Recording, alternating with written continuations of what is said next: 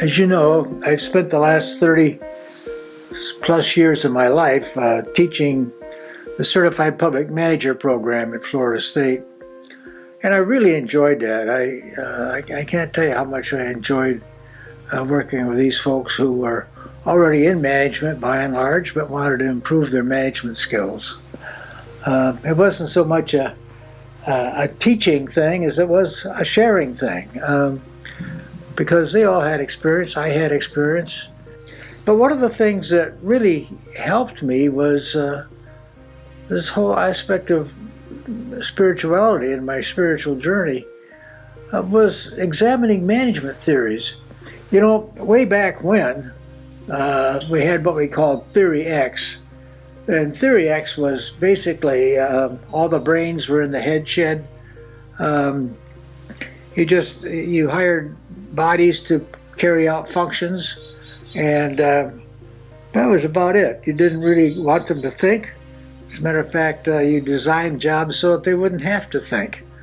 They just did. They did their job. It was routine, boring, meaningless work.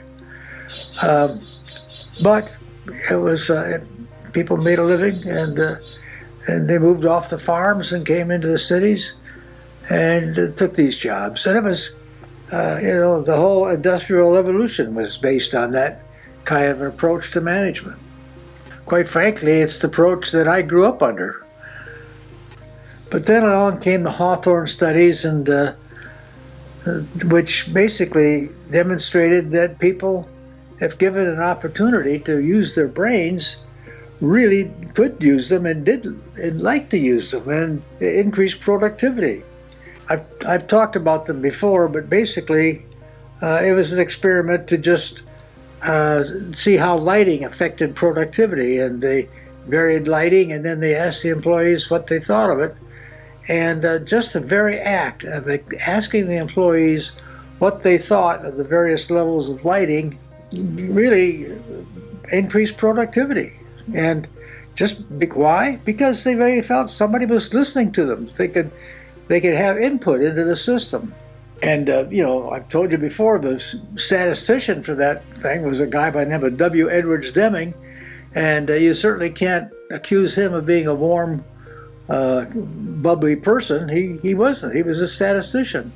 But because of that experience, he came to be a big believer in people, and listening to people, and working with people to continuously improve the process. And from that, an awful lot of new modern management came, and he's considered one of the founders of modern management today. Now, we called this Theory Y, and since the development of Theory Y, I've got a library full of books here on management. There's all kinds of people who've written books about management, and they've espoused Theory Z and all kinds of other things. Some guy even wrote a book about spiritual management. Wonder who that was. It was just really interesting, because you see, what I really am talking about is that we found out that people have spirits. There's a spiritual part of a person, and it isn't all just bodies and blood. It's minds and souls and people caring and all those kinds of things that come into management today. As a manager myself, I've been fortunate to go through a lot of just top flight training, the managerial grid school, just the development of my skills as a manager under a very competent and experienced manager. I've had a really blessed career, and I'm very grateful for that. And I don't think it happened by accident. I believe God does everything for a reason, and He put me on a path, and I've been following that path. And a big part of that path was taking all the experience that I've learned over the years and sharing that with others in these classes in the Certified Public Manager program. So you see, spirituality isn't just something that relates to churches or anything else. It relates to life. We are spiritual beings, having a human experience. It's one of the can't remember the name of the fellow that said that years and years ago, but it's really stuck with me. We are spiritual beings having a human experience. And the closer we can make that human experience for ourselves and for others, the more successful I think our lives will be in terms of finding happiness and peace and the kind of spiritual growth and personal growth that we want for ourselves and for others. You know, if you ever have a chance to read some modern management books, remember where they come from.